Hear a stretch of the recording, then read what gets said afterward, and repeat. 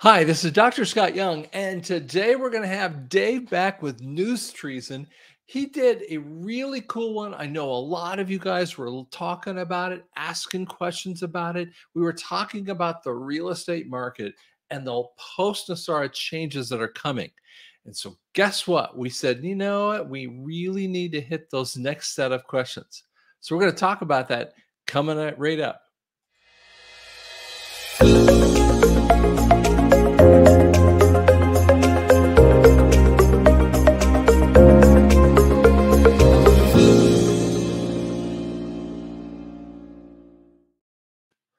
So what's going on with you, man? What's happening in your life? Oh, what do I always say when I start a show? It's another day in clown world. We're Boy, that's the it truth. it's amazing. We did this, what? It was just a week ago, right? The last show. Yeah, Um, it was a week ago. You're right. yeah, it feels like a month, so much It going does.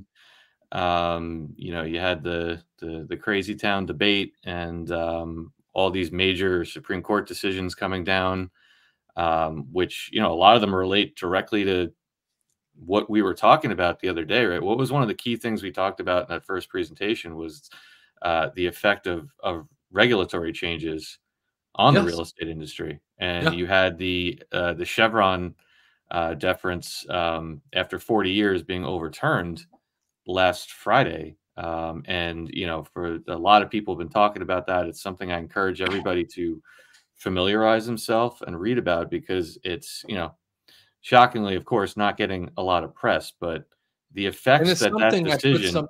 I put something on. It's probably my last video that you guys have. I kind of did something on the Chevron doctrine. But just so you can kind of say something, and Dave's at News Trees and Updates, so that's where you can find him on Telegram. And what's your website again? I don't remember that. Well, newstreason.com. And also, if they want an easy landing page, probably the easiest one, Scott, is to go to linktree.com/newstreason. Linktree.com/newstreason. And that'll take you to everything our Rumble pages, our Telegram pages, our website, all that stuff. Okay, so it's this kind of stuff, right? Yep. Perfect. Okay. Thank you, man. So that's another way to And kind of check him out with that too. And guys, go on. He's got some resources on there, but definitely do two things for me. And you guys don't understand. He and I don't. We're not like taking money, and where a lot of other people do. Do me a favor. Go on and just if you donate to him, it's down on the bottom of the page. I'm just going to ask you to do that for me because listen, he's doing all of this on his own and never asks for anything, but also go on to his to their Rumble channel and follow it. So go on there and follow it. It's really, really important to all of us with that too. Thank you, Scott. Yeah, but it's fascinating. We were literally just talking last week about, we identified three key areas that the post-NESARA era is going to really affect real estate. We said, obviously, the big one, finance, Right. regulatory, and technology. Actually, I might as well pop that slide up while we have it, Right. just so people could see the overview. But we talked about the three key components of NESARA and how they affect the different stages of the real estate process, right? So we talked about finance, regulation, technology affecting both commercial and residential, the development and construction, cost and financing, and of course, transactions, the actual process of buying and selling real estate. And we covered that in depth in our last video. And so if you haven't seen Right. that, just scroll down on Dr. Scott's channel here and you'll find that video.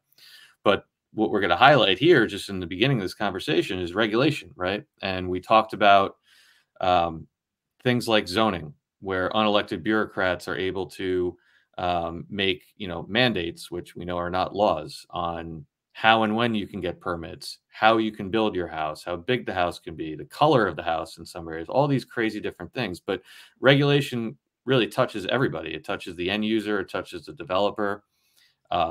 Silly things like, just to give you an example, Dr. Scott, I had to do a real estate project, a development project in Hudson County, New Jersey, about 6 years Right. ago. and they held up our permits for 6 months on the beginning of the project and at the end of the project and they made me do an environmental impact study on flooding, which cost me almost $6,000. Right. Now, And they don't the care. kicker is no, and here's the kicker. The house is on a cliff. It's 120 feet above sea level. As if it could If that even thing get in floods, there. that means Noah's coming. Yeah, if that floods, it means Noah's coming back. Right. You know, we got a lot bigger problems than the environment. So that was an EPA regulation that translated to the state. But the point is that never went through legislation, right? That was just a group of people sitting in a room writing a regulation and then sending it to me. Now, the Chevron deference of 1984, again, I'm going to keep it at the high level. I encourage everyone to just read about it. There's a ton out there. But what it basically did is it set a precedent that enforced the unconstitutional nature of the fact that regulatory agencies like OSHA, like the EPA, like the FDA, like the CDC, all these different Right. people could essentially make regulations, interpret laws, and make regulations based on nothing that went through Congress, right? Article 1, I believe Section 8 talks Yep. about sole power of lawmaking is in the Constitution. So what this did in 1984 and it empowered all these agencies to be able to unilaterally make rules. And where this came from is a group of fishermen. I forget where from, but they were essentially told, and they've beaten the hell out of the fishermen as well. They were essentially told you have to have a certain piece of equipment on your boat. I think it costs like $700 a month to operate it, and it was putting people out of business. So the long and the short, first off, for the people that follow that 17th letter of this military operation that we're living through, I've been very open. Now, this is just my theory. I'm not speaking for Dr. Scott. I've been very open in the fact that under a continuity of government that Derek Johnson has spoken about on this channel, if what you're seeing from the Supreme Court, in my opinion, is nothing more than a public cover story for what's Right. happening behind the scenes, right? The military, the white hats restoring our constitutional law. And when you understand, and I'm sure everybody watching here does, when you understand what a stranglehold the cabal has had over our government, and that they use these regulations to control what we do, to stifle business, to, in some cases, steal money, right? We talk about all the environmental stuff and how they funnel those contracts to their friends and their cronies and all that. You have to say to yourself, this would never happen. The same way Roe versus Wade wouldn't be reversed, affirmative action would never be If reversed. they were in control, how come these things that are way in their camp are happening to them? Right. It doesn't make sense. Absolutely. It doesn't. And it should tell you that there's something more going on behind the scenes. And, it makes perfect sense. If you actually believe in the continuity of government, if you've looked at the documents that prove it, then essentially we're operating and have been under a state of, limited martial law for years. And that affects how the Constitution is essentially that 17th letter essentially told us that there is a suspension or maybe a limited suspension of the Constitution, allowing them under war powers to do what they're doing. But that's a whole nother conversation for another day. You've covered that a lot over Derek. No, and I'm there. I'm all on with you on that issue. But to your point as well, and we were going backward. I'm going to go backward here for a second before we move onto this area. But you kind of brought it up, and I mean, we were on Thursday night. We were expecting the idiot and President Trump to get on and talk, and Mark Z and I were betting, or Mark was. I was like, well, I don't know, but he was betting that they were going to put the best Joe Biden out there, whichever idiot actor it was. And I'm like, I don't know. I mean, I haven't seen that one. I haven't seen a cogent one yet. But 2 days before, they were talking about cheap fake videos left and right. Yep. So all of the idiots were talking about this. Joe Biden, literally craps his pants in the middle of it. I mean, there's a really interesting part where he literally has a fart session, and then he goes on and he kept saying, you know, well, we beat Medicare, and it was a rambling sentence of nothing. And he goes, I don't even know what that is, but you definitely did kill Medicare. And then he goes on and just destroys him. And then what I found fascinating is that every single one in the media turned and said, yeah, we're all screwed. And I'm like going, you're saying 2 days earlier, you know, everything that you thought you knew about Biden was a lie. And then 2 days next, and I think it's the destruction of the media. I mean, they lost Oh every yeah. bit of credibility, and it's not a month ago. It is 2 days earlier with that too. Yeah, you know, Dr. Scott, I've spoken about this a lot, but it's still worth revisiting because it's important. Because I know a lot of people get confused by it. But yeah, this notion of you that you're watching a show, you're watching a movie.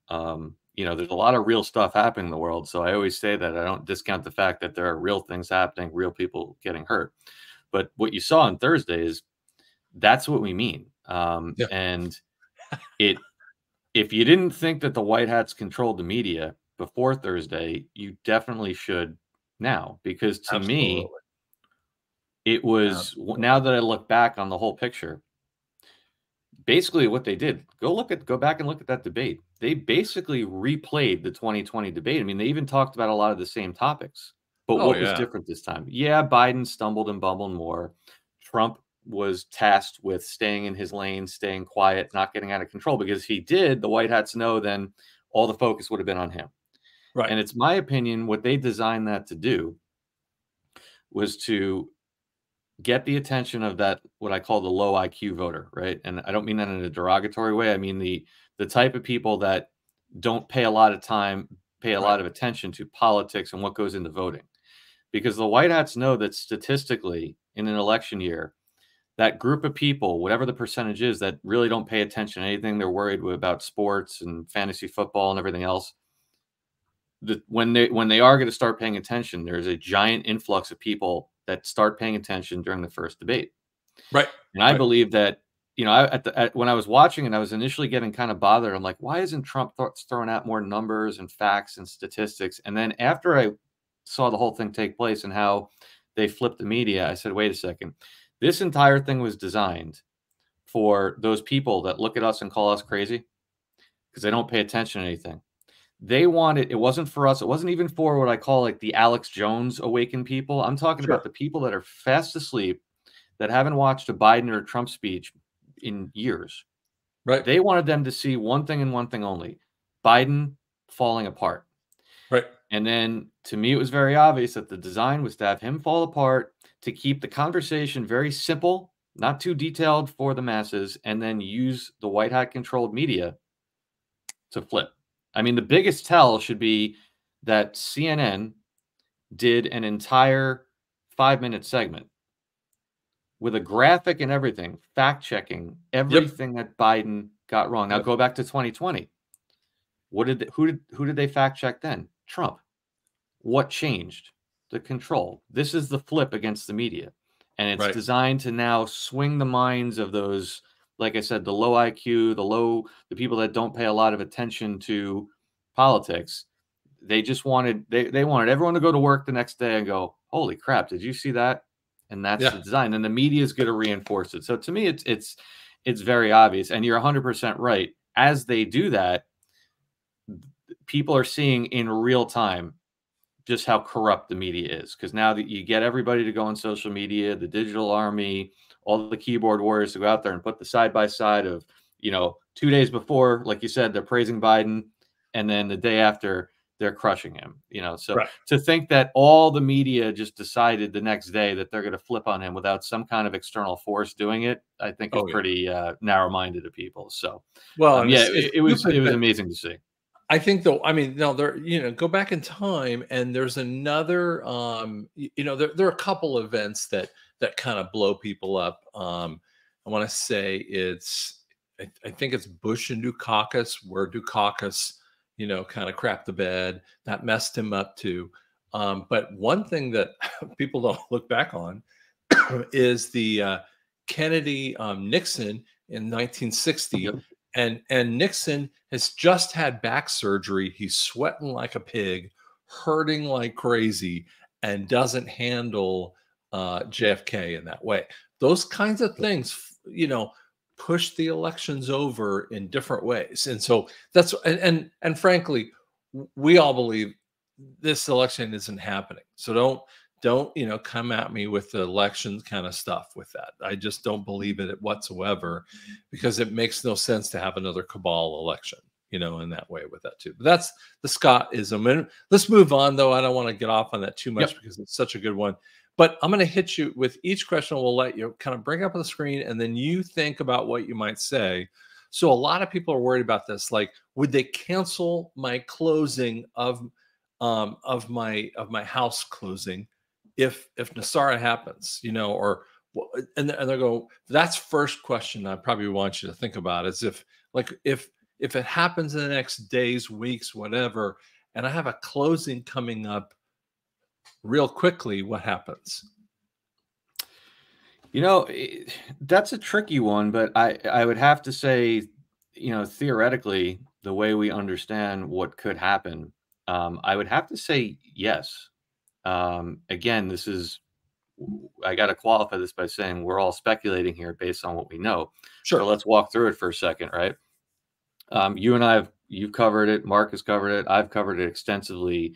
The staggering chart of the unrealized losses, over $600 billion per quarter over the last like 2 years in the banks, right? So the banks are teetering, and this is the part of this movie that is very real, right? That the unrealized losses on commercial real estate. I've been posting on my Telegram channel almost every day. These different buildings that are going up for sale. One just the other day that lost San Francisco. It lost 65% of its value in the last 2 years, from Right. $900 million down to 400. And the loan on it was almost 500 million. So there goes the bank, lost $100 million right there. And that's what's doing this on top of the interest rates spiking. When interest rates go up on the 10-year treasury, bonds are in inverse relationship. So as interest rates go up, the value of the bonds go down. Derivatives, the banks are getting hammered from every side. Correct. So Yeah. it's my belief, and a lot of people, that you're going to see an interruption in the banking system, which is going to lead us into this new system. So Correct. that being the case, yeah, if you have somebody that's written a loan, and then the bank that's underwriting that loan becomes insolvent, then yes, the closing is going to have to be delayed, and it's going to have to be financed under the new structure. I mean, that's just makes logical sense. But How it's still long going that to be process? okay for you, though, because Yeah. I mean, like, so the next part of the question is, will we get a new interest rate? That's not based upon compound interest. Then, You know, I would like to think so. I mean, that's where we're headed, right? We talked about in the last one, yeah, that I know you and I both believe that we're going to be headed more towards either a simple interest or just like a fixed rate type of loan, where you're paying the bank or the lender X amount of money for that loan. It's very straightforward. It's not compound. Um, oh, like a I'd fee like, kind of thing. I mean, if it's, I'm making up yeah, numbers, but if it's $1,000 a month, you're paying them, $50 or whatever per month, a fee kind of thing. exactly. Hmm, interesting. I hadn't thought about that. Whether it's a fee or just a fixed rate, but you're not going to get, if you've ever closed on a loan, and one of the documents you get that's like 30 pages long is a what they call a I'm blanking on it. It's a amortization schedule, excuse me, Oh yeah, right. that shows you how much money you're paying in interest and taxes each month over the 30-year period of the loan or whatever it is. That ain't And happening. Yeah. no, we're heading away from that. So, I think logically, if the QFS comes in as quickly as we think it's going to, that they're going to have there. Let's put it this way: everyone's going to be okay. That's the best thing I can tell you, because I think that from a logistics standpoint, these are the type of questions that I pretty much could guarantee people. If you have this question, then the smartest minds in the world that have built this system and worked on this for decades to get to Right. this point have thought about how that's going to happen. Right. So the best thing I could tell you is I can't really be specific on how quickly it's going to take and exactly what it's going to look like, but I'm confident in saying that if you get stuck in the middle of this and your loan is interrupted by this changeover, whatever you get on the other side is going to be a marked improvement over what you were going to have in the Yeah, I first mean, place. like, I can tell you this, just from a personal standpoint. I remember this is in 2019. I was buying out a practice. The date was April 1 that I was taking over all of the patients from that. And she had sold a set of hearing aids to a patient like a week before. I was having a hissy fit. I'm going, I mean, and that kind of thing. There's this thing called a trial period that you have to put in. And I told her, I said, that's on you. You better take care of this. Because I'll take care of the patient on the back end. But if, they want to return their hearing aids or something happens and blows this whole thing up, um, I'm not paying for the cost of goods differences. So you might want to get your butt in there and go take care of it. And I wasn't very unhappy with that kind of thing, because normally if something's about to occur, you do not allow new things to kind of come in. I've people I know of right now that are in the middle of a loan, and they don't want any money moving around or like a new job occurring. That messes up Mhm. the whole loan process with it too. So, yeah. Okay, so let's throw out this one. How will I qualify for a loan if there are no credit scores? Meaning, credit scores have two different variables. One is debt to income ratio and your payment structure, or, if you pay it in time. And if you have no debt, you have a, 820 credit score, or whatever the top number is. I can't remember the exact number, but eight something. What happens then? Well, the way the system works now, it's completely upside down. Because in reality, if you really look at credit scores, they really don't look at, they don't have a way of knowing your actual income, right? Like Right. it's really incumbent on you to kind of put it down when you apply for a credit card or whatever. But if somebody makes, um, In the you unsecured know, versus secured loan areas too, right? I mean, right, right. So yeah, exactly. That's an important piece of it too. But just straight up on the credit score piece, right? Like the three agencies right now. If somebody makes $50,000 this year and they make 150 the following year, it's not going to affect your credit score because they don't have a direct line to your income.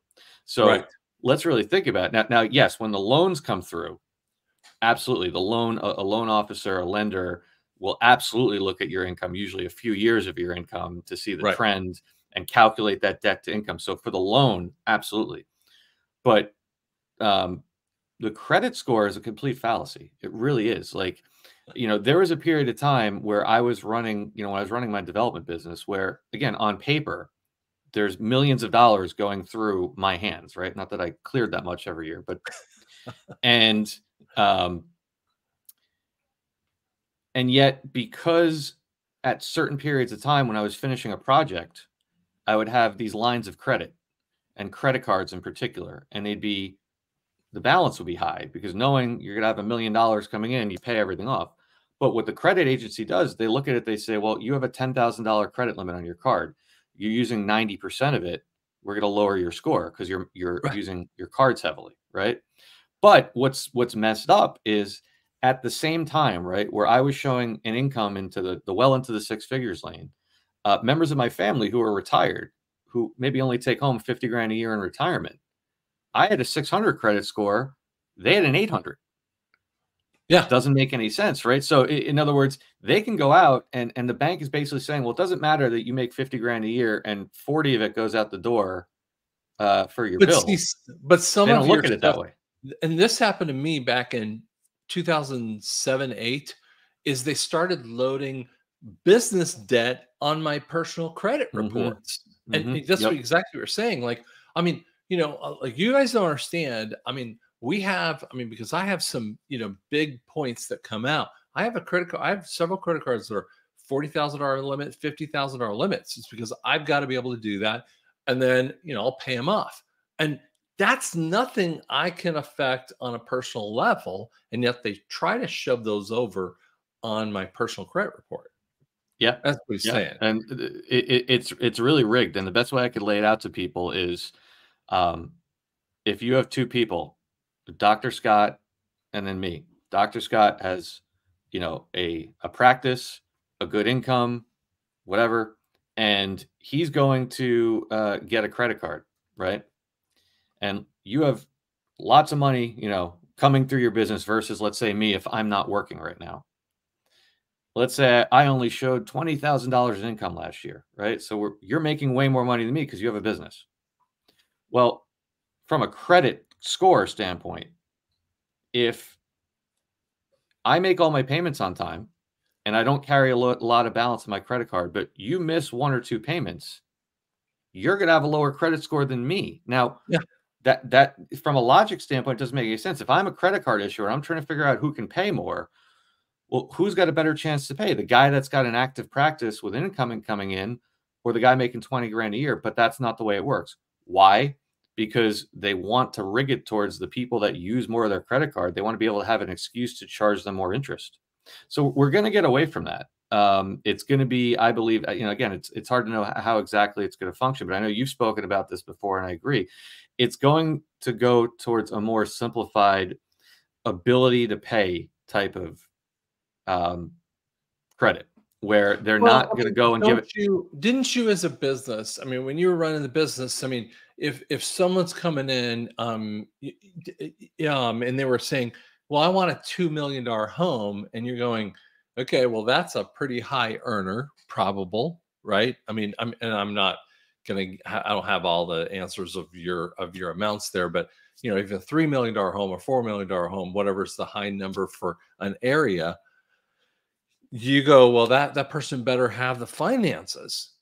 And Right, yet sometimes you found the opposite, right? right, and that very much so. Yet the messed up part of it is the guy that doesn't really have the finances to buy that $3 or $4 million home. Let's say he does have an 800 credit score. Let's say he pays all his bills on time, because that's really what it comes down to. Doesn't carry balances, um, pays on time, maybe doesn't have the right income. Well, guess what? If he can get the money together to get the loan, he's going to have a lower rate than the guy that makes, let's say, $3 million a year, but let's say he missed two credit card payments. Well, guess what? His score is going to go down to 700. The guy that really can't pay it because he pays on time still has an 800, and Right. you're going to pay the higher rate of interest. That doesn't make sense. They also don't look at right now when you do loans, when they do ability to pay, they're very strict. Now, again, certain lenders you can get around it, but for the most part, you have to show 2 years of income tax returns, right? Right. Yeah. Now, let's say you had 2 bad years. You don't show a lot of income, but you got $3 million in the bank. They don't That's care. the problem. Right. They'll tell you, if you don't want to pay a high interest rate, go pay cash.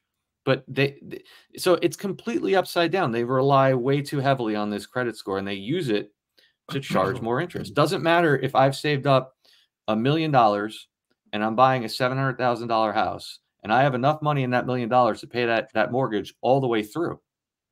If my W-2s or 1099 don't show enough income, I can't get that loan. It doesn't make any sense. You got the money sitting in the bank already. So or if you have a lower income, they'll charge you a higher rate of interest.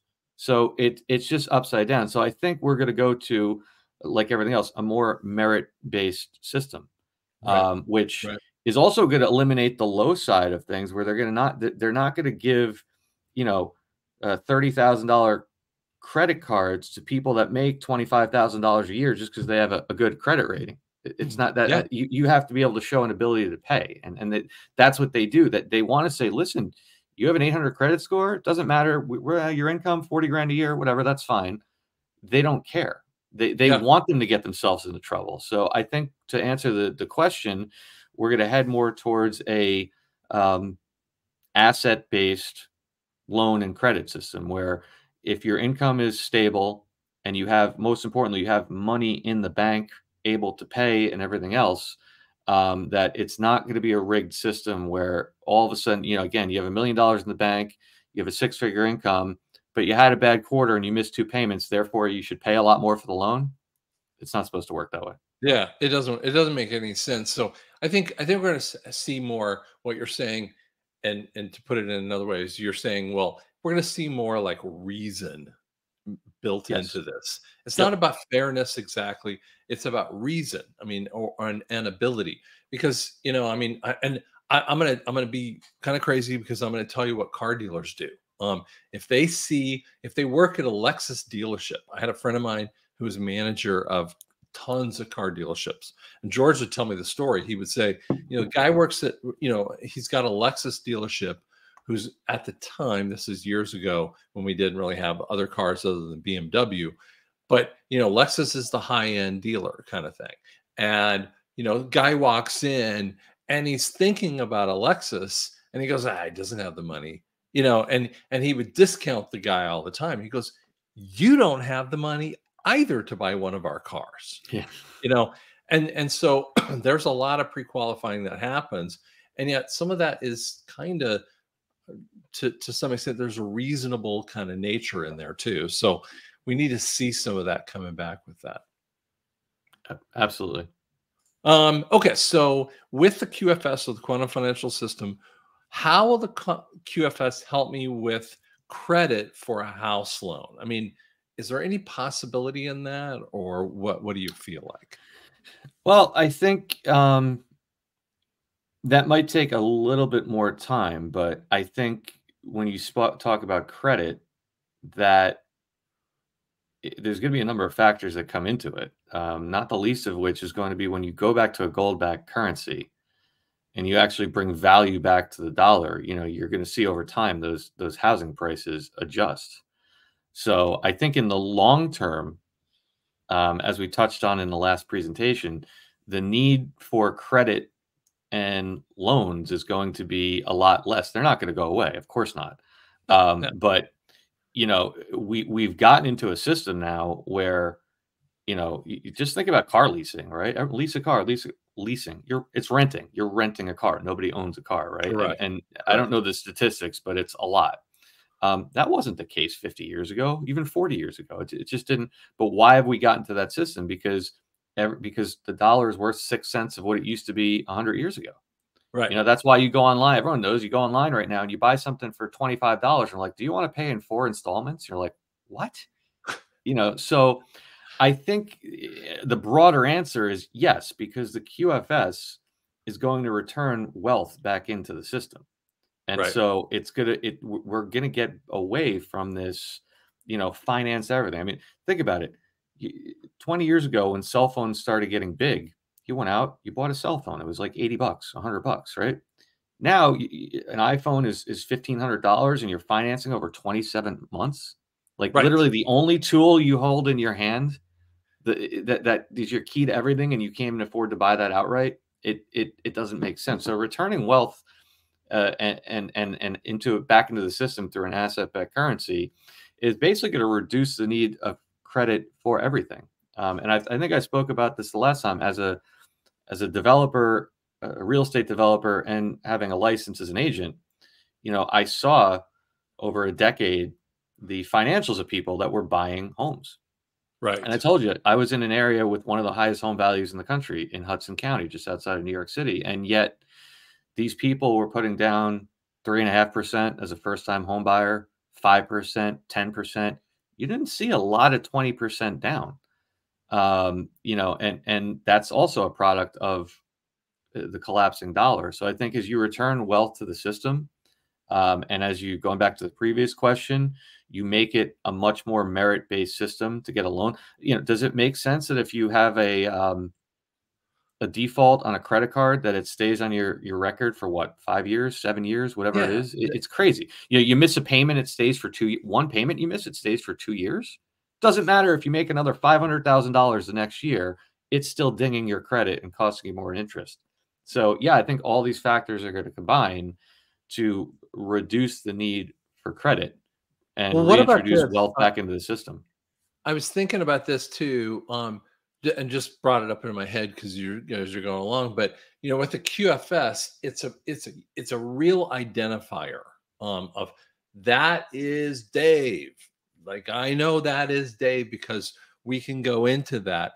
wouldn't that also kind of reduce the need for a lot of these idiot forms to, prove a lot of stuff? Or how would that, I mean, do you Absolutely. think that's possible? Absolutely. That's going back to the presentation we did. Um, Very important point. Finance, regulation, technology. Remember those three things we identified. Thank you. And on the right, there's the technology piece. That's where the QFS and artificial intelligence, the good kind of artificial Yeah, intelligence, right. comes into it. And I have to qualify that because right now there's this giant psyop going on to scare everybody about artificial intelligence. And side note, I do believe that's a white hat psyop. They're trying to show you what could have happened if it was Correct. if AI fell into the wrong hands. But the Right. beauty of artificial intelligence, just to give you an idea, like we talked about last time, think about a title report, right? When they go through all the records of the house to figure out if there's any liens, any open permits, and it's a report this thick. Well, with artificial intelligence, you'll be able to have a computer go through that report in a matter of seconds or minutes and identify any key issues, taking Right. away the need for a $5,000 title policy, things like that. So, yeah, technology is going to streamline all this stuff, and it's going to allow people to make lenders, um, issuers of credit, allow them to make a more reasonable, simplified, and merit-based decision. One more quick example relating back to the credit score. Um, you know, you could be somebody like a developer, which, as you know, Scott, you're in a pretty cash-heavy business as well, with dealing with audiology and equipment. So you have a lot of money tied up in equipment, right? In inventory and all that different stuff. As a real estate developer, I might own $2 million of real estate at any given point, and there's cash in that, right? There's money I could take out. Do they consider that in my ability to pay? No. They'll just say, you made, six figures last year, you didn't this year, we can't give you a credit card, even though you have all Right. this money. So it's going to allow to look at everyone's entire financial picture in a more Right. reasonable structure. And the biggest thing is it's not going to be skewed towards, taking advantage of people with rates and points and all this other stuff. Yeah. It's going to I be a mean, lot more merit based.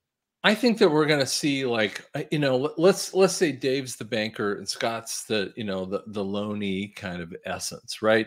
And I go, okay, he's gonna look at my QFS, but I mean, I think probably what's going to happen, he's only going to get to see my QFS for a very short time, and then it's going to be invisible to him. Right. He's not going to like come in and suddenly have access to it Right. again. He's got limited access for a short period of time to verify the ability, and then goes, okay, fine. And then there might be like a reference number. I'm going to tell you, as a person who has to deal with the health insurances, we will ask a billion questions on the idiot form, and we will have a reference number.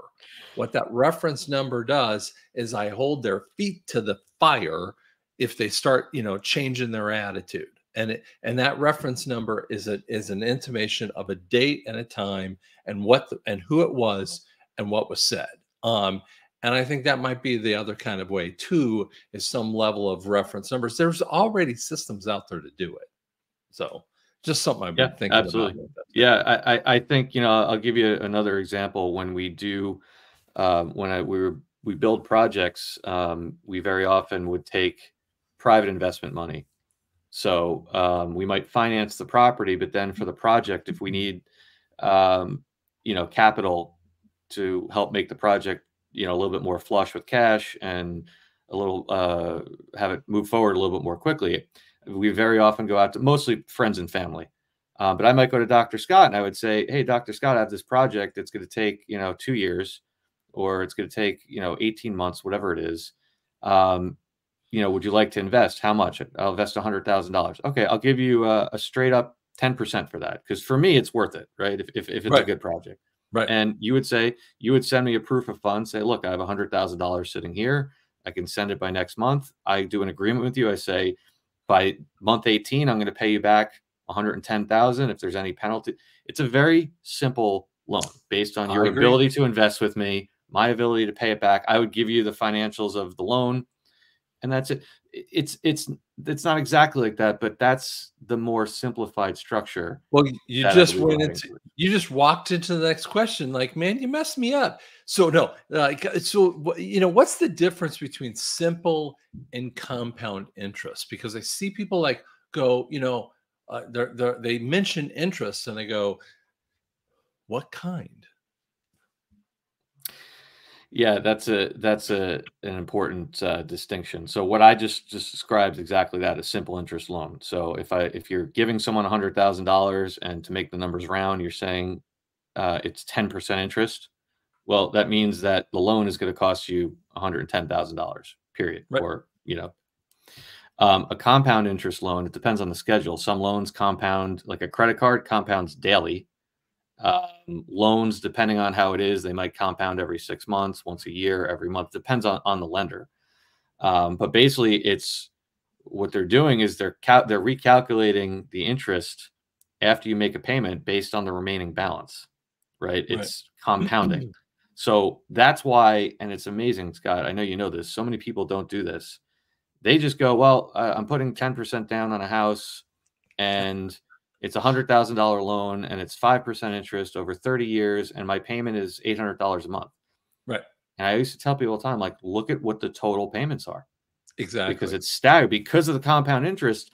A 10% loan, simple interest on 100 grand will cost you $110,000. A 10% interest loan on 100,000, if it's compounded, Over might 30 cost you years is 160, 130, 140, who knows? well, yeah, Um, especially when you push over. I think the number that I always kind of look at is like a $300,000 loan. If 10% is 30,000 bucks, but at a 5% 30-year, the normal recalculation part is monthly. So they're going to annual. I mean, they're going to look at your payment and make up that number. But that loan probable is going to be about $450,000. So you're paying I mean, basically 50% of that house at by the end of the 30 years, and no one ever gets to the end of the 30 years with that too. Yeah, that's exactly it. So, that's such an important thing. And it's Um, gonna be big to people too. I mean, you're going to be able to afford things you've never been able to afford in ways that, for I'm talking about for the big stuff, okay? But the small things like the cell phone, maybe that thing is so much cheaper, so much more efficient. You're going, I mean, I can pay for that right now, kind of thing. So that's gonna be a lot of changes to that too. So, okay, so let me ask you this one because this one is probably one of my number one bugaboos is talk to me about, why Scott gets all freaky deaky on contract law with title companies. I mean, what is he saying when he says that? yeah, I mean, there's a whole host of issues, but one of the most simple ones is under contract law, it's supposed to be signed by the two principal parties, right? So you and I are taking a loan, or you're giving me a loan, I'm borrowing. The contract needs to be executed between you and me.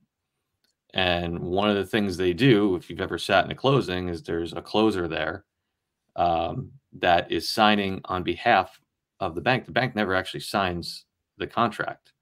So the principal parties are not actually executing the contract. It's going through an intermediary. So that is, and you have to really study common law, contract law to understand how that works. But it's not technically under contract law. It's not a valid contract. They're Right. putting all these different proxies in there. It's almost like it's like we all know about the straw man, the way they use us as a straw man. It's basically a straw man for the bank. It is. So it's and they use that proxy and these different The they proxy take is advantage that of the is that contract. title agency that gets in front of them in essence, right? Yeah, Okay. exactly. And they're an intermediary. They usually handle the money, so the money's not going straight from you to the bank. It's going through them, and then they give you a closing packet that's this thick. And I used to do this, especially as a developer. You're closing on properties all the time, and you sit there, and even me, as somebody that new to pay attention to stuff, at a certain point, you're sitting there just like, sign this. And the attorney says, this is for this, sign here. This is for this, sign here. And what you're doing is you're basically signing all your rights away. And that's the same thing. I mean, the best example that would hit home for anybody watching this is every time your phone says, do you want to update this software? And you hit agree. And every time you go on a website and you hit agree, go read those terms and conditions. Nobody does. Oh, they're fascinating. And Yeah. you're backing yourself into their world. You're backing yourself. That's how a bank gets away, as we talked about in the last one, with repossessing a house that's worth, $700,000 because you didn't pay a $200,000 loan. They don't give you back the other five. Well, read the terms and conditions, because it's basically you're agreeing to the fact that you don't have to. Yeah, you're screwed. So it's fraud. It's fraud across the board. And going back to the last question with compound interest, I mean, that's usury. That was one of the things the founding fathers were trying to get away from in the Constitution. So it's just, it's a completely fraudulent system. But So contract law is a key part of it. When we talk about this part about contract law, it's actually how we cancel them. We walk them out of the situation. So that's the initialization of NESARA. Is they were fraudulent, and a real court, which, by the way, now we're going to have the military in this circumstance, is upholding the Constitution. So in essence, military tribunals are upholding the Constitution. And when they do that on a actual global scale, what will happen is they go, guess what? You don't owe any of it back. But something that's we all agree with that one. But let me throw something out at you. I've been thinking about in the last 18 months, maybe. I don't know if everyone's had this, but I have had a running ton of new privacy policies coming out. Have you gotten emails on this kind of stuff? And I've never seen it like this before. Do you have I mean, this is crazy. It's, you normally would get something like that if, you have a company, a loan with one company, it gets bought out with another one. That's a different thing. But have you had those same kinds of emails that are like flushing you with, oh, that we've updated our PayPal's updated our privacy policy or whatever? Does that have any relation? Do you have a feeling about that? I think so. I mean, I think there's a lot of stuff happening that should indicate to you that we're headed in that direction. I've seen that, certainly an uptick in it. Another major thing that was glanced over by a lot of people, and I think it happened at this point probably 2 years ago. I think it was 2022. In a period of about 3 months, almost every one of the top 15 banks in the country eliminated their overdraft fees. Oh, I didn't know that. I'm sorry. Yeah, I'll have to send it to you after the fact. Now, they haven't eliminated all fees, let's be clear, because people are going to come and say, I still pay. But if you go back and look, you can just search this. Wells Fargo, Bank of America. It used to be if you overdrew your account by $1 and you didn't have money in the bank, even for $1, they charge you like $35. They eliminated all. Now, they still have certain, like if you have an overdraft account and if you overdraw by a certain amount. But they eliminated the nickel and dime overdraft fees. And it was like and it was like a $30 billion line item combined for all these banks. Something crazy like that. Just the amount of money. You have to, I wrote at the time, I'll repost it on my Telegram later today, Scott. I'll send it to you as well. And he'll repost it, and I promise you, I'm gonna. And he'll text me over, and I'm gonna get that over because that's a cool thing. Yeah, and you have to say to yourself, and again, don't hold me to the fire on the amount, but it was definitely when you combine all the banks together and the amount they take, it's into the billions of dollars that they were taking in these excessive overdraft fees. And you say to yourself, why would a bank give that away? I wrote at the time, I said, this is a beginning of NESARA. This is part of it. It's one thing for one bank to do it, but when a bunch of them do it and it's such a stiff amount of money, why is that happening? So, we've touched, I know you've touched on certain people, you've been hearing these reports on debt forgiveness already happening, and I think all of that is just some of the breadcrumbs and the testing. And I think when you do see people, everyone comes in and say, well, in a minute they all come in and say my debt wasn't forgiven. This isn't real. Right there, you're still in a testing phase, and I Right. believe that's what's been going on. But there's been far too many reports of people going in and having not, and I don't mean the Biden, the student loans. I'm talking about Yeah. credit cards, car payments, mortgages in some cases. There's been too many reports of that.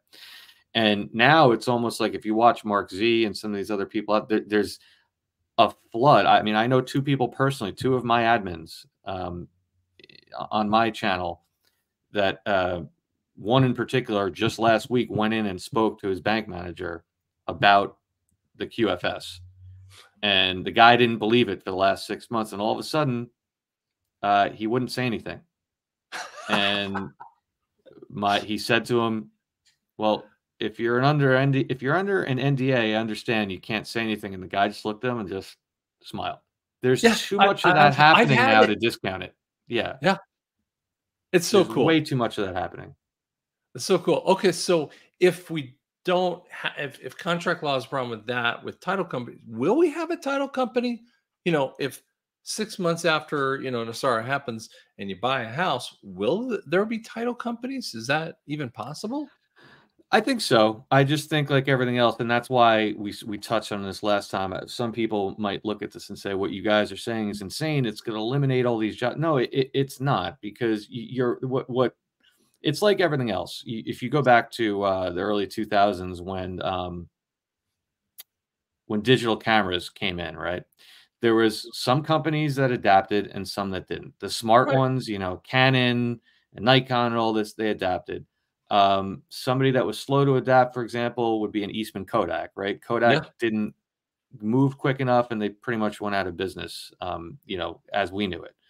So yeah, I think it's going to be similar in this, right? The smart title companies will see the handwriting on the wall and they will shift over to it's just that their function is going to change, right? They're not going to be producing documents like this and manually reading through them to see if Right. there's any open permits, right? There's going to be technology for that.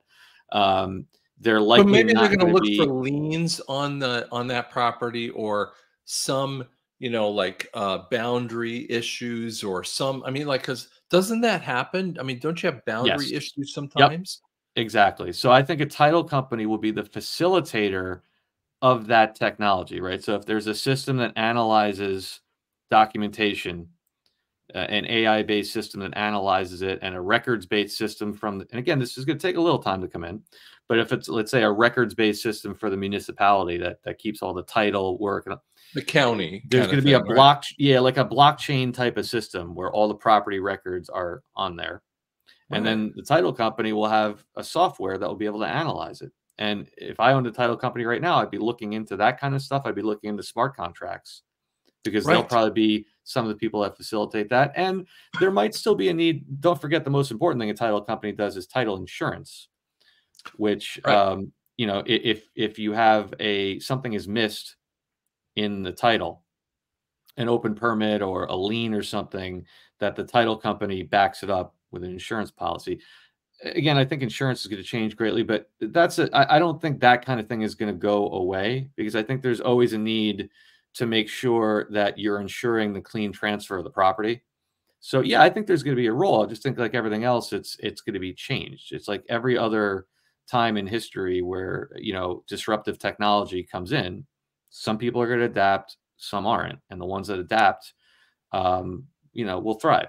But again, all this And means that's is exciting, by the way. I yeah. mean, we've had too many people that I'm just going to use Dave's as example, but you got too many crappy builders out there who've been breaking all the rules, and they just Yep. get they get so much fake business, or just the repeat business, and you're going, I hate that builder. I mean, it's fascinating. The last house that we were in, the next door neighbor at the inspection, actually, I take that back. It was after the inspection. They were in the house for 6 months, and they went to turn on, and I don't know why they didn't do this, but it would never happen to me. But they went to turn on the heat, and nothing happened.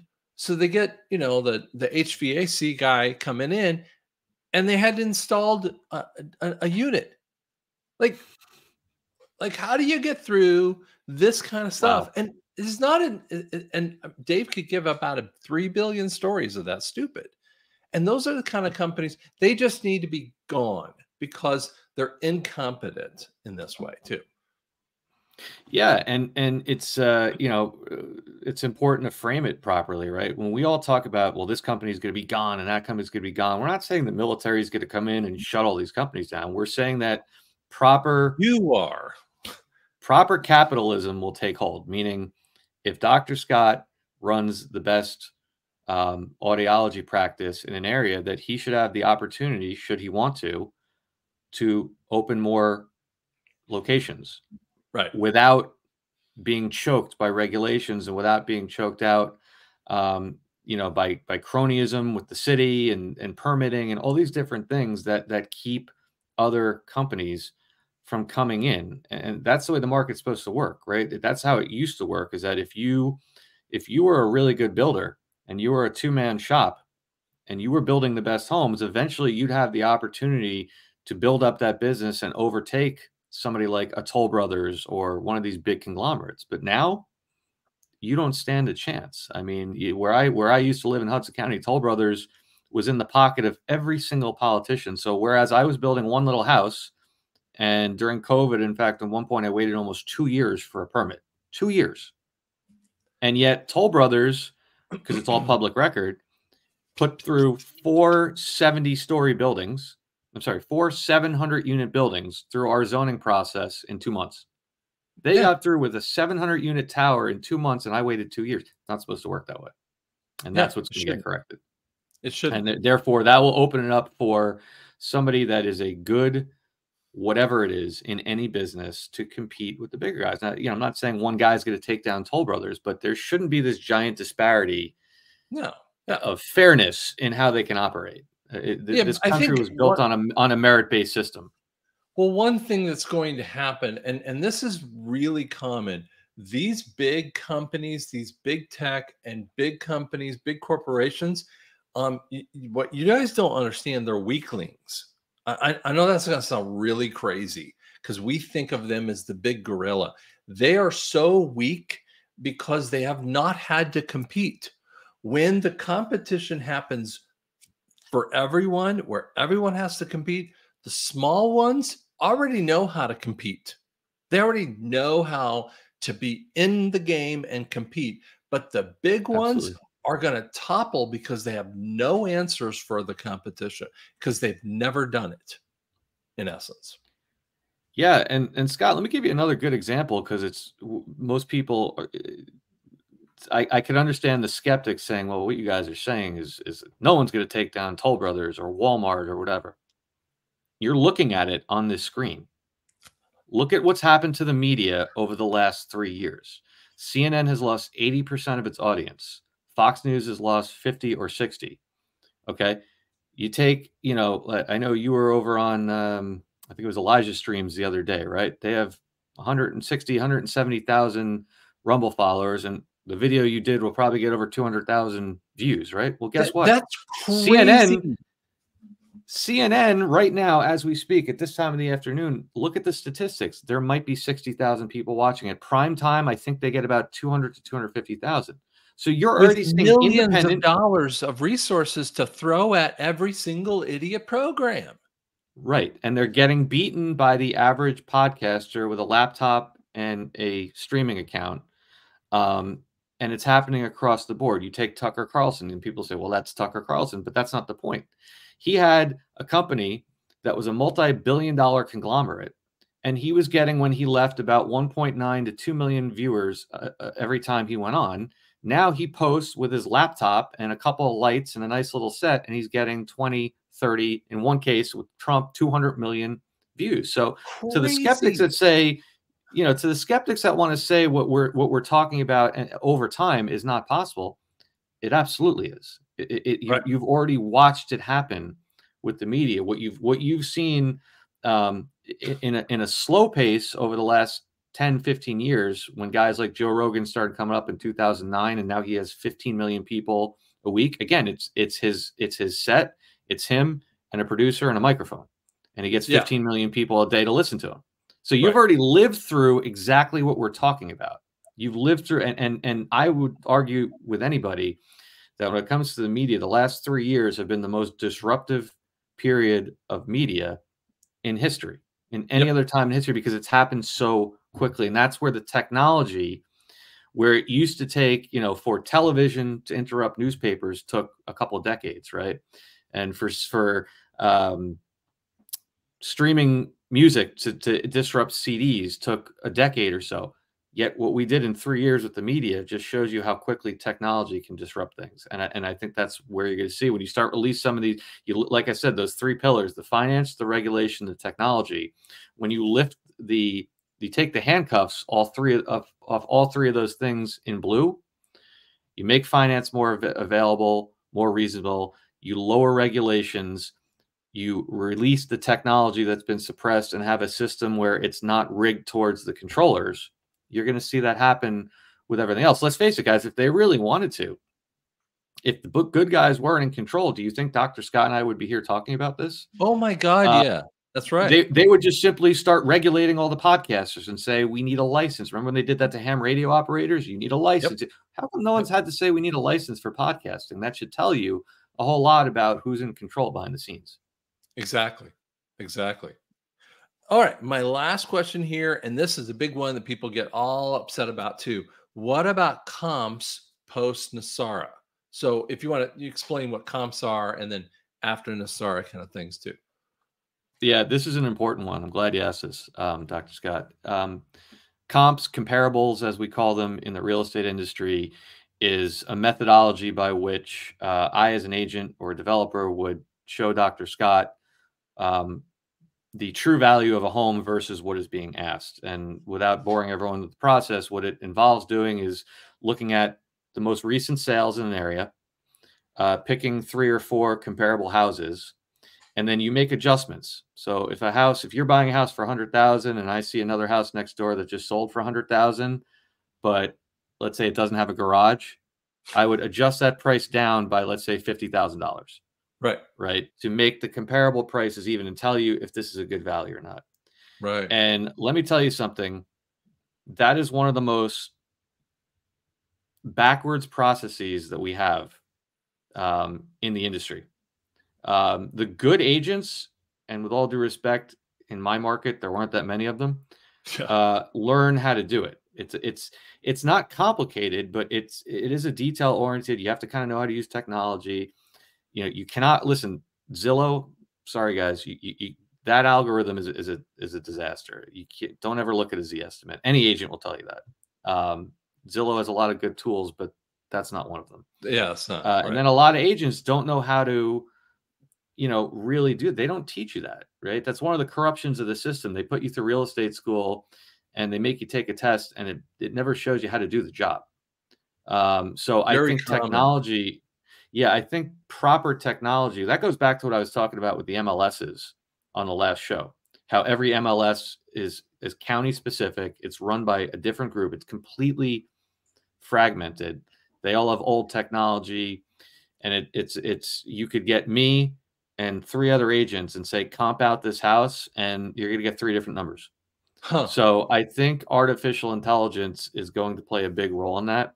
There are a lot of really good companies out there, really good companies doing amazing things with real estate software, where they take into account the interest rate trends, so many more variables than even what a realtor could do with an MLS. Right. The trend of inventory, the trend of moving companies, for example, they could actually track U-Haul and see where moving companies are going to show. You combine all these factors and they can give you a much more accurate number on what the comparables are worth.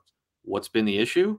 So that it can sell, right? Isn't that part of it? I mean, so that it can sell for the right price and that the buyer knows the true value of what they're getting. Now, listen, if the buyer, let's not discount, if the buyer just says, I don't care, I want this house, it's on the water, I'll pay whatever, that's fine. But you have to give people the tools to make an informed decision. And the problem we have right now is you have the NAR and all these different local MLSs, and then the state real estate boards, which are the gatekeepers to this new technology being used.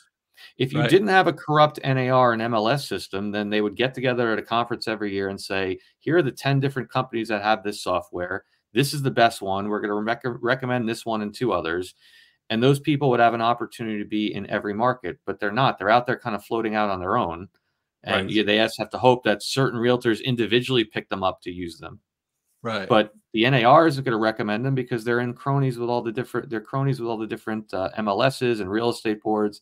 It's just like everything else. So, as you start to lift these regulations, then all these new technologies, which are already here, again, anybody wants to know, I could always even show you a number of great apps that I have on my phone that work better than any MLS or anything in the country. Yet a lot of people don't know about it because the whole industry is being suppressed and gatekept by the NAR and the MLSs and the state boards. And But so when you so start to, once NESARA happens, though, we kind of know that prices are going to drop pretty Mhm. dramatically. Like, I mean, do you have a clue on? Let's just make up a number. Like, I think the average house in America is 450,000. It's about It's less that, I yeah. heard. So let's just say 450,000, or let's say easy $500,000. Okay, so if we're thinking that NESARA hits and the gold back standard comes in, and gold is anywhere from $5,000 to $10,000 per ounce, whatever you might feel about that, and obviously that would affect it pretty dramatically, which exact price it comes to, set by Treasury. What happens to the values of your houses with that too? I mean, I think realistically they're gonna have, I mentioned in the last video we did in that presentation on, there's going to be two different, in my opinion, there's going to be 2 different market corrections. I think you're going to see um, all of this factor in to affect both sides, right? So the consumer is going to be more flush with cash and more buying power, and all this other stuff will combine to kind of correct real estate prices. It'll meet somewhere in the middle. How much is it? It's anybody's guess. I don't know, Right. but the forces are going to combine when you give people more purchasing power and you return value of the dollar and you bring down the cost of homes. It's going to be better for everybody. What that looks like, it's tricky. And as far as like comps, I think like everything else, we got to be honest with ourselves and say there's going to be a transition period, right? There's going to Yeah, be pretty you're significant. seeing in fact you're seeing in my opinion, my professional opinion, we're in the correction already. You have I Yes. think I talked about this last time. Just to reiterate, you have markets like the 2 biggest ones that shot up, Florida and Texas, are already well into their corrections. Austin, Texas, for example, one of the hottest markets, it hit a record high of inventory. The last time I checked, prices were already down about 15%. An article came out down in Florida yesterday that I think 12 of the top 13 markets are in corrections already. So you're starting to see it now. These But the overblown but the difference markets. in the Yep. correction, though, is the difference in that correction is, first off, I mean, you don't have a necessary cost of goods. And we're not talking about mostly new homes. We're talking Yep. about a used home. So $450,000 house on average, let's just say that's the average of your particular area. Um, to reduce the price of that house doesn't affect you necessarily. But then we have people that freak out about this issue, and I go, but hold on, you just got your whole mortgage paid off. I mean, everyone Right. got their mortgage paid off. Doesn't that affect that too? Yeah, absolutely. So I think people have a tendency of looking at this stuff in a vacuum and saying, well, what do you mean? That means I'm going to lose, 30% of my home value. Maybe. Yeah, if you're looking at that one number, sure, but what about the 35% income taxes you're not paying anymore, right? So now you're still ahead of the game. Or Um, what's your net? I mean, what your do you net, have in your net profit, or what is it? What's the uh I'm blanking the term out. How much equity you have now in your house, and right?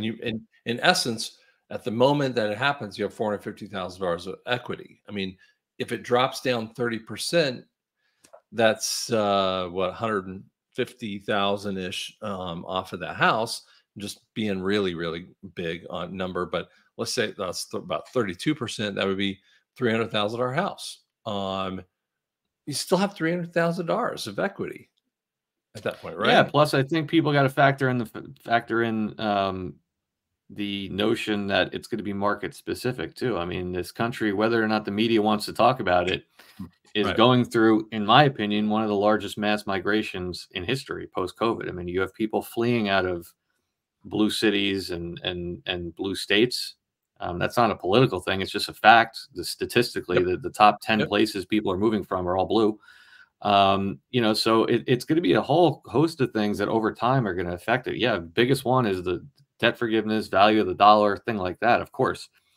But then, as people decide and we start moving all these regulations and from the federal level back down to the state level, and people start to figure out that they're going to be a lot more involved with where they live is regulated. I just said it on a podcast yesterday. At the end of the day, there's going to be a lot of stuff that people are going to have to do locally Right. to ensure where they live is a good place to live. And people are going to have to really take a hard look over the next few years at where they live and decide, like, do I want to fight to make this place a proper constitutional area, or do I want to just cut my losses and leave and go somewhere else? So Correct. that's going to factor in it too as well. So I think that it's a tricky answer. I agree with everything you said, and I think that's all going to take hold over time.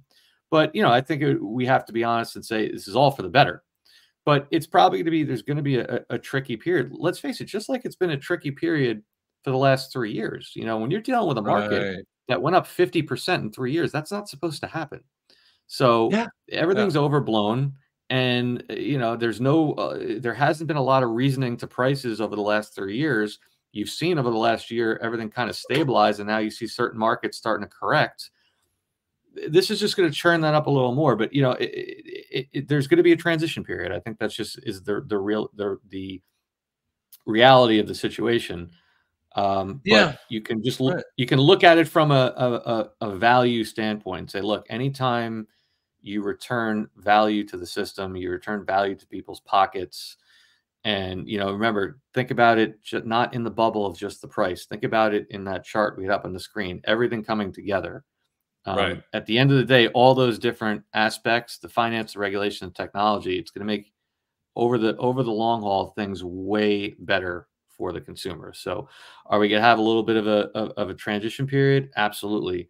But you'll see things headed in the right direction. And to me, that's the most important thing, because the real estate market, especially for the middle and lower classes of this country, has been going in the wrong direction for the better part of 50, 60 years. It's So this is the reversal of unpurchasable. that. Yeah, I mean, I absolutely. think that's the stuff that we need to fix. And I know you're going to say to me, "But what about the person that paid off the house?" The reality is 30% of Americans maybe have paid off their house. Right. And I get real I'm going to get real sideways with you here on this point, with people when they go, "Well, I paid off my house. That's not fair." And I mean, we start getting into fair conversations, and the reality is never in the world is anything I've ever seen be fair. Okay. That's Fair right. is a personal viewpoint of what I think it should be. And when you listen to some of these idiots on, Twitter or Facebook or whatever, and they talk about what should be fair, I go, you don't even have a clue. Like, I mean, I see these women, and they go like, what should I mean, how much should a man make to make you happy? Oh, you should make half Yeah. million dollars. And you're like, uh, they have most people don't have a clue what fair means here. No, and the other thing I would say that to Dr. Scott is, here's how I look at it. If I've been fortunate enough, and let's face it, it's a pipe dream to think that every person in the country is going to be equally successful. That's called communism, right? It doesn't work that way. Right. Right. So the way I look at it is this: is if Dr. Scott has built a good audiology practice, And, 10 years ago, he paid off his $3,000 a month mortgage. Well, guess what? For the last 10 years, he's been investing that $3,000 a month either into his business or into gold and silver or into Smartly. Yeah. the stock market, and he's benefited from it. So, and then you take me, let's say I don't own a home and I've been renting for 3 grand a month. So he's already way ahead of me. Right. So if my loan gets forgiven, what does it matter? He's made it up a different way. He's made it up by investing that 3 grand a month over the last 10 years that I've been blowing on rent. So, Right. And I have I more, don't have a I now problem have with more the with cash. right. Right. I don't have an issue with somebody that um the person that has paid off their loan and says it's not fair, but well, you've been benefiting from that if you've invested properly. So don't worry so much about what's happening to everybody else, because again, at the end of the day, as well as I do, NESARA is such a massive undertaking. All the different components of it, the laws, the regulation, the election, all these different things. We're focusing here on one small piece of it, which is just the real estate aspect of it. But there is so much to it. And if this pans out over the coming months and years the way we believe it does, I don't think anybody's going to be complaining about fairness. I think everyone is just going to be a Yeah. lot happier to be living in a world that isn't completely rigged against all of us. Yeah. That to me is what is the most important part of it. So I think at the end of the day, I've heard Derek Johnson say it. I've heard a number of people say it. They're like, listen, as much hell as we've all been through in the last 3, 4, 5 years, with what's coming in a fairly short period of time, none of us are going to be worried about what we went through anymore. We're not going to forget it. It's going to shape Yeah. who we are, but we're going to be so much happier with the way things are functioning, the flow of information, the end of propaganda, having a government that's actually accountable. Having one of the biggest ones, giving our children the proper education and a chance to succeed in the world. And then one of the biggest ones, fixing the corrupt pharmaceutical and hospital industry, giving us health back. When you combine all that together, I don't think too many people are going to be arguing at the end of the day on what was fair and what wasn't on the financial side. Right. Well, guys, this is really helpful. I know what you've done. I really appreciate what you've done in here. But guys, I really would love to see the comments. I mean, I'll answer those comments for Dave if he has something. You can always go to News Treason and ask him that information. So if you have issues, you can go to his websites. You can go in there and say contact him and go, dude, what about? And he's happy to answer those kinds of things too. Plus, you can also go to News Treason, Telegram, and just search for News Treason with that too. So or News Treason updates. So guys, it's gonna be okay. It's gonna be fine. We just need to chill out and wait for this thing to happen. Thanks so much. Thanks, Scott.